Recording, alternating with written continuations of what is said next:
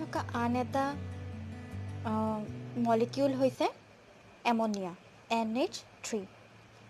আমি এতিয়া পঢ়িব লাগিব এমনিয়াৰ কেনেদৰে প্ৰস্তুত কৰা হয় আৰু এমনিয়াৰ কিছুমান ধৰ্মৰ বিষয়ে বায়ু আৰু মাটিত এমনিয়া অতি কম পৰিমাণে থাকে আৰু নাইট্ৰজেন সংঘটিত জৈৱ দ্ৰব্যৰ অৱক্ষয়ৰ ফলতো মাটিত কি হ'ব পাৰে এমনিয়াৰ সৃষ্টি হ'ব পাৰে আৰু লগতে কি দিছে যে ইউৰিয়াৰ যেতিয়া অৱক্ষয় ঘটে তেতিয়াও আচলতে এমনিয়াৰ উৎপন্ন হয় NH2CO NH2 এইটো হৈছে এমনিয়াৰ সূত্ৰটো বা সাংকেতিক চিহ্ন আৰু তাৰ লগত যেতিয়া পানী মিহলি হয় তেতিয়া সি কি কৰে NH4 হোলটো CO3 এমনিয়াম কাৰ্বনেট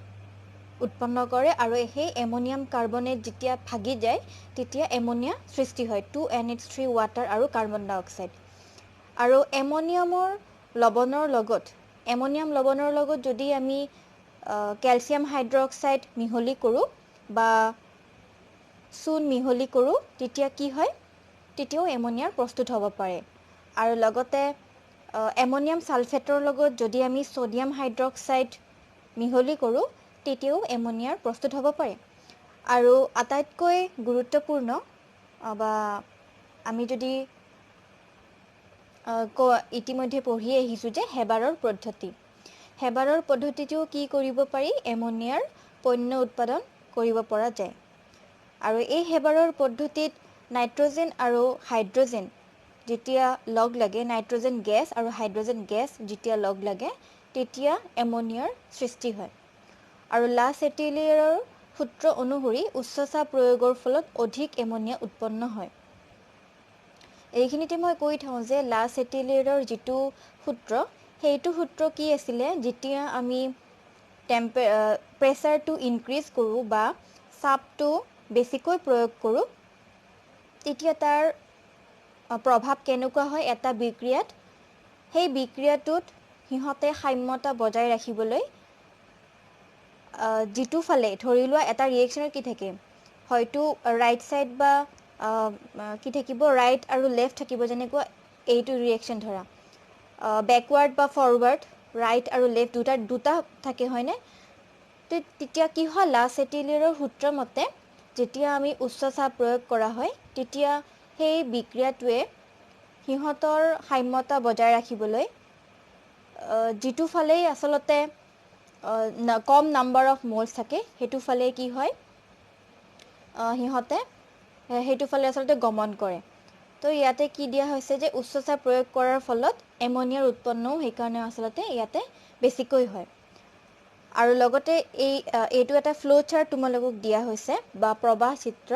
ইয়াতে হাইড্ৰজেন আৰু নাইট্ৰজেন পাছ কৰা হয় গেছ দুইটাই যেহেতু গেছ আৰু ইয়াতে নিৰ্দিষ্ট চাপ মেইনটেইন কৰা হয় আৰু সেই চাপটো প্ৰায় 200 এটমস্ফেৰিক প্ৰেছাৰ হয় তাৰ পাছত আৰু হেবাৰৰ পদ্ধতিত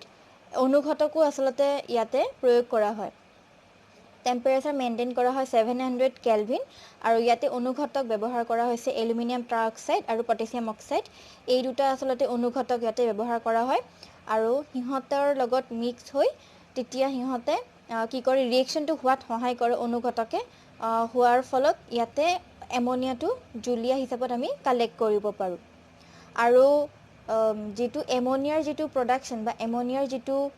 উৎপন্নকৰণ পদ্ধতি এইটো এটা ৰিভাৰ্চিবল ৰিয়েকশ্যন হয় এমনিয়াৰ ধৰ্ম বুলি কোৱাৰ লগে লগে আমি জানিব লাগিল যে তাৰ এমনিয়াৰ ফিজিকেল প্ৰপাৰ্টিজবিলাক কি হয় আৰু লগতে কেমিকেল প্ৰপাৰ্টিজবিলাক কি হয় তাৰমানে এমনিয়াই কেনেকুৱা ধৰণৰ বিক্ৰিয়া দেখুৱাব পাৰে এতিয়া মই তোমালোকক এমনিয়াৰ যিটো গঠন সেই গঠনটোত আঁকি দেখুৱাইছিলোঁ ইতিমধ্যে আৰু এমনিয়াত কি আছে এযোৰ একাকী যুগ্ম ইলেক্ট্ৰন আছে বুলি কৈছিলোঁ ইয়াতেও এমনিয়াৰ চিত্ৰটো দিয়া হৈছে এমনিয়া মানে কি NH3 নাইট্ৰজেন আৰু হাইড্ৰজেন তিনিটাৰ লগত বন্ডিং কৰি থাকে আৰু পিৰামিড শেপত থাকে বা ট্ৰাইগনেল পিৰামিডেল শেপ বুলি কোৱা হয় আৰু এইযোৰ যে দেখিছা নাইট্ৰজেনৰ ওপৰত এইযোৰ হৈছে একাকী যুগ্ম ইলেক্ট্ৰন তাৰমানে ইয়াৰ অৰ্থটো এইটো যে এই যে একাকী যুগ্ম ইলেক্ট্ৰনযোৰ যে আছে নাইট্ৰজেনৰ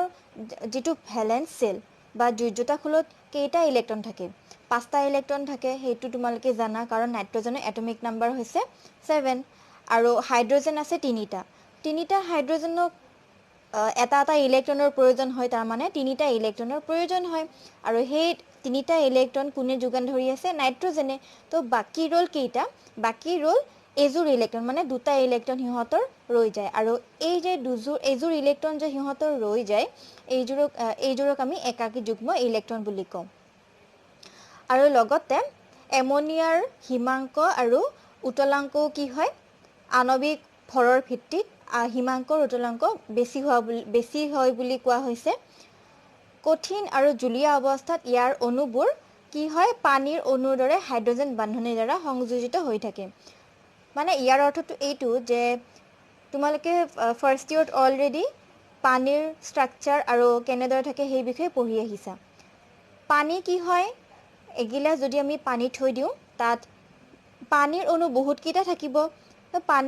এটা পানীৰ অণুৱে আন এটা পানীৰ অণুৰ লগত কি হৈ থাকে হাইড্ৰজেন বান্ধনিৰ দ্বাৰা লগ লাগি থাকে তাৰ মানে এটা পানীৰ অক্সিজেনে আন এটা পানীৰ অণুৰ হাইড্ৰজেনৰ লগত কি কৰি থাকিব হাইড্ৰজেন বান্ধনি গঠন কৰি থাকিব ঠিক তেনেদৰে এমোনিয়াটো কি হয় ই যেতিয়া কঠিন আৰু জুলীয়া অৱস্থাত থাকে ই হাইড্ৰজেন বান্ধনিৰ দ্বাৰা সংযোজিত হৈ থাকে যাৰ ফলত ইয়াৰ কি হয় ফ্ৰিজিং পইণ্ট হিমাংক আৰু বয়লিং পইণ্ট উতলাংক যেটো বহুত বেছি হয় মানে সেই বান্ধনিসমূহ ভাগিবলৈ তাৰ সময়ৰ প্ৰয়োজন হয় আৰু লগতে যদি সময়ৰ প্ৰয়োজন হয় তাৰ মানে আমি টেম্পাৰেচাৰ বেছিকৈ দিব লাগিব সেই কাৰণে কোৱা হৈছে যে আণৱিক ভৰৰ ভিত্তিত হিমাংক আৰু উতলাংক অধিক হয় আৰু লগতে এমোনিয়াই থকা একাকী যুগ্ম ইলেক্ট্ৰনজোৰ ইহঁতে কি কৰিব পাৰে ডোনেট কৰিব পাৰে যেতিয়া এমোনিয়াই ওৱাটাৰৰ লগত ৰিয়েকচন কৰে বা বিক্ৰিয়া কৰে তেতিয়া এমোনিয়াই কি কৰে তাত থকা একাকী যুগ্ম ইলেক্ট্ৰনজোৰ ডোনেট কৰিব পাৰে ডোনেট কৰা মানে কি সিহঁতে প্ৰটন একচেপ্ট কৰে কাৰণ ইলেক্ট্ৰনবিলাকটো নিগেটিভ হয় তাৰ মানে সিহঁতে পজিটিভৰ ফালে আকৰ্ষণ হ'ব সেই কাৰণে এমোনিয়া যিজোৰ একাকী যুগ্ম ইলেক্ট্ৰন থাকে সিহঁতে কি কৰে বুলি ক'লো যে সিহঁতে নিজৰ একাকী যুগ্ম ইলেক্ট্ৰনজোৰ ডোনেট কৰিব পাৰে যাৰ ফলত সিহঁতে লিভিছ বেছ হিচাপে কাম কৰে আৰু আমি জানো যে লিভিছ বেছ মানে হৈছে যিয়ে ইলেক্ট্ৰন ডোনেট কৰিব পাৰে বা নিজৰ পৰা ইলেক্ট্ৰন ত্যাগ কৰে তো ত্যাগ কৰা বা ডোনেট কৰা একেই হয় আৰু নহলে বা এনেকৈ ক'ব পাৰা যিবোৰে প্ৰটন একচেপ্ট কৰিব পাৰে প্ৰটন একচেপ্ট কৰা মানে কি সিহঁতে নিজৰ ইলেক্ট্ৰনজোৰ সেই প্ৰটনটোৰ লগত আসলতে কি কৰে বান্ধনি কৰে তো আলটিমেটলি সিহঁতে কি কৰিলে নিজৰ যিজোৰ লোন পেয়াৰ আছে সেইজোৰ ডোনেট কৰিলে আৰু লগতে কি দিছে যে যেতিয়া এমোনিয়াই ওৱাটাৰৰ লগত বিক্ৰিয়া কৰে তেতিয়া এমোনিয়াম আৰু হাইড্ৰক্সিল আয়ন উৎপন্ন কৰে যাৰ ফলত এই গোটেই দ্ৰৱটো ক্ষাৰকীয় দ্ৰৱ হিচাপে পৰিলক্ষিত হোৱা দেখা যায়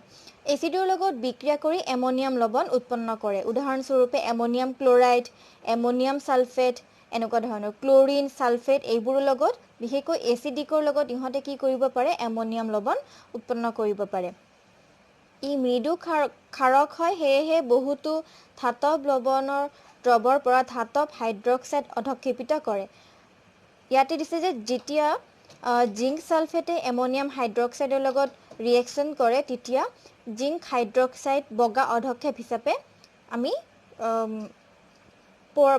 অধক্ষেপ হিচাপে পৰা দেখা যায় আৰু লগতে এমোনিয়াম সালফেট সিহঁতে একুৱাছ সলিউশন হিচাপে উৎপন্ন এই একাকী যুগ্ম ইলেক্ট্ৰনজোৰ কি কৰিব পাৰে ধাতৱ আয়নৰ লগত তাৰ মানে পজিটিভ আয়নৰ লগত বান্ধনি গঠন কৰে যদি পজিটিভ আয়ন কিবা এটা হি দেখা পায় বা তাত প্ৰটন থকা বুলি গম পায় তেতিয়া কি হয় সেই একাকী যুগ্ম ইলেক্ট্ৰনজোৰে প্ৰটনটোৰ লগত বান্ধনি কৰিব পাৰে আৰু যাৰ ফলত কি কৰিব পাৰে এনেকুৱা যে সিহঁতে আয়নৰ ধাতৱ আয়নৰ লগত বান্ধনি গঠন কৰে তাৰ ফলত কি হোৱা দেখা যায় কপাৰ সিলভাৰ এনেকুৱা ধৰণৰ ধাতৱ আয়নবোৰৰ চিনাক্তকৰণ আমি কৰিব পাৰো যেনেকৈ কপাৰৰ লগত এমোনিয়াৰ যদি ৰিয়েকচন হোৱা দেখা যায় তেতিয়া সিহঁতে কপাৰ আৰু এমোনিয়াৰ এটা কি কৰে জটিল যৌগৰ গঠন কৰে আৰু লগতে সিলভাৰৰ লগতো যেতিয়া এমোনিয়া ৰিয়েকচন কৰে তেতিয়া সিহঁতে সিলভাৰ আৰু এমোনিয়া যুক্ত এটা জটিল যৌগ গঠন কৰে আৰু ইয়াৰ পৰা আমি সেই ধাতৱ আয়নবিলাকৰ চিনাক্তকৰণো কৰিব পাৰোঁ